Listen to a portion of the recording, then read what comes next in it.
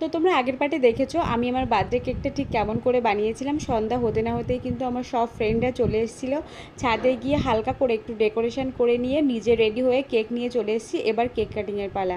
আমার কলেজাকে দেখতে পাচ্ছ, এটা হচ্ছে আমার দিদির ছেলে। ও যবে থেকে হয়েছে আমাদের বাড়ি যতই কেক কাটিং হোক না কেন, মানে সবার বার্থডে বা অ্যানিভার্সারি যাই হোক না কেন, ওকে কোলে করে নিয়ে কিন্তু কেক কাটতে হয়। আর এখানে কেকের উপর যে ফক্স বল ছিল ওটা তো ভাবছে ও চকলেট বল। যখনই কেকটা দেখেছে তখন থেকে ওর বায়না যে ওটা খাবো। আমি কিন্তু ওকে একটা ফক্স বল দিয়েছিলাম, যেই মুখে দিয়েছে খাবার জন্য, খাওয়া যাচ্ছে না জন্য অমনি ছুঁড়ে ফেলে দিয়েছে। তো কেক কাটিংয়ের পর সবাইকে কেক খাইয়েছি, নিজেও কিন্তু একটু টেস্ট করেছি।